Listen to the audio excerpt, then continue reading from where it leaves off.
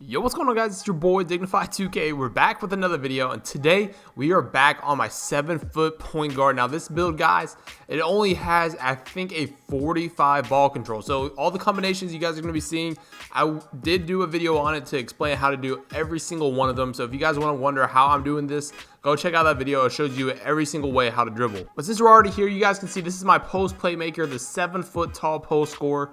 Got a 78 3 ball. I'm only at 98 overall right now. So if you get 99.9, you have an 83-point shot, which is insane. You got very good post moves, good pass accuracy, pretty decent finishing stats to get the job done. And you know, for a 7-foot player, the defensive stats really aren't that bad. This is the badge layout. I did do a video on this pretty recently, and you guys seem to really enjoy it. So if you guys want to see the full build and how I would like to remake it, let me know down below in the comment section. We're getting really close to Legend, so I'll probably be uploading this build in the future, and kind of went through how I made it and how I would like make changes to it. But that's the one finishing badge that we have. These are going to be the shooting badges that we do end up using. You guys can see the deep fades with like a 90 post fade is very overpowered. And of course, since we have Hall of Fame range extender, you already know this build is going to be very glitchy. Next, we got the playmaking badges. Now, the one thing I did mess up right here, I forgot to put Postman Technician on. I don't know why I did. I put on Space Creator because I wanted to see if I could break ankles for the video. But in retrospect, obviously, if you just want to use the build, just go ahead and throw on Postman Technician. I like to use Unpluggable just because I'm dribbling.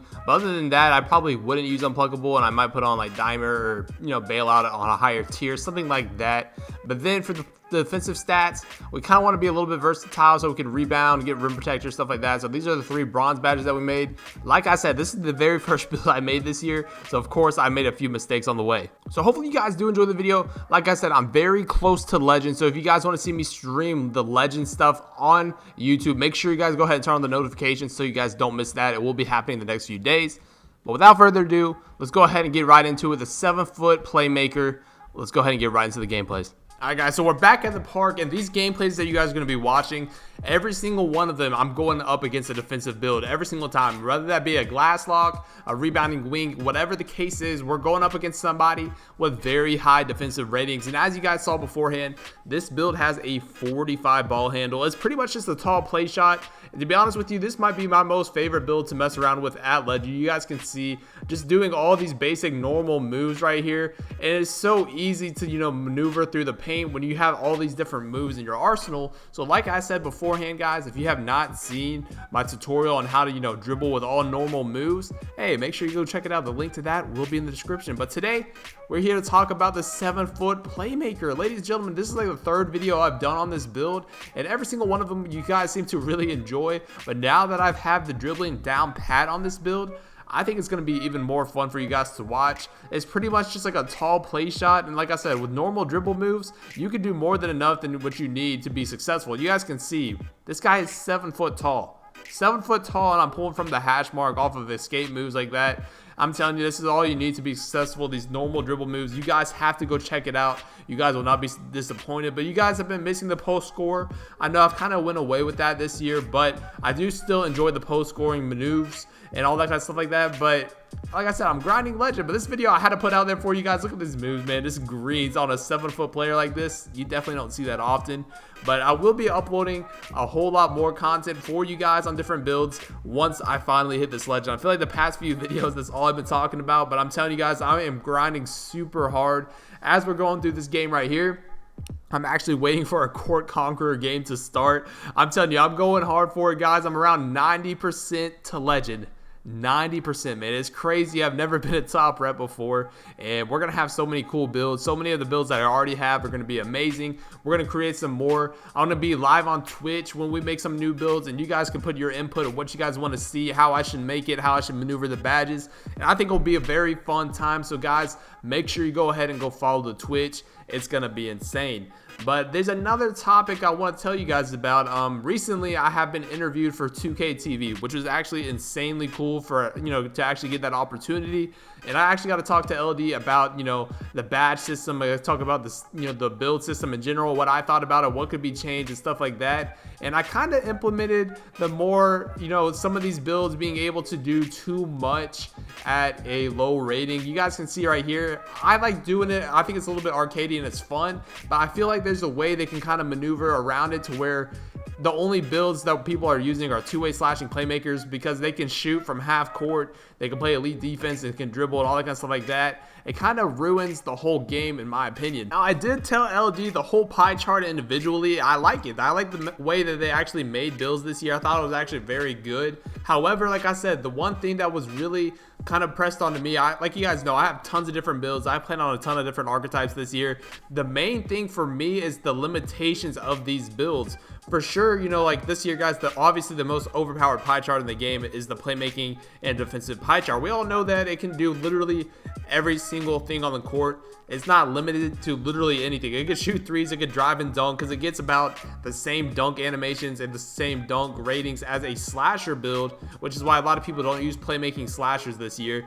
It gets about the same ratings, it gets a lot of badges, it can dunk, it gets all the dunk animations, it gets a high 90s ball control, and it can still play defense insanely well. So I told LD a little bit of stuff like that. However, the pie charts are good. I kind of enjoy it. I just told him that the stuff is limited, and some of these need to be limited a little bit more. Like I said, the whole playmaking and defense thing is kind of an A1 example. I don't know why 2K thought it'd be the greatest idea this year for defensive builds to be able to dunk. I think their whole mindset was, if you guys remember, I uploaded a video in the summertime when, you know, Ronnie was talking about lockdowns and how there was no incentive for some reason to use lockdowns. I think they wanted to give them at least the ability to dunk and hit the corner shot. You know, this year they actually have the, you know, the ability to get corner specialists and stuff like that. But they gave him the driving dunk rating, and you guys have seen me play on a 6'8" playmaking and defensive pie chart. And I'm able to do work on that build. So I don't know. It's going to be interesting to see what they do. I do have a lot of stuff I can talk to LD about. He wants, you know, he asked me to make lists and stuff like that to send to him. So if you guys have any suggestions, you know, leave them down below in the comment section. Go ahead and, you know, DM me on Twitter.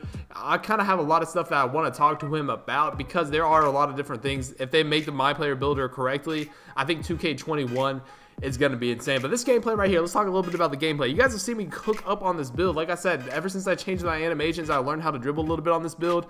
It's became insanely overpowered. The game we're playing right here is going to be against two centers that have played us about 30 times. I'm not even going to lie to you. And we have played literally, if you guys have been paying attention to the gameplays, we've been going up against, you know, rim protectors. We're going up against lockdowns every single game. And this guy knows how I play because we played him about 1,000 times, like I said. But you can see, man, these moves right here, all normal dribble moves. I wish I had my postman technician on because it would have been so much easier.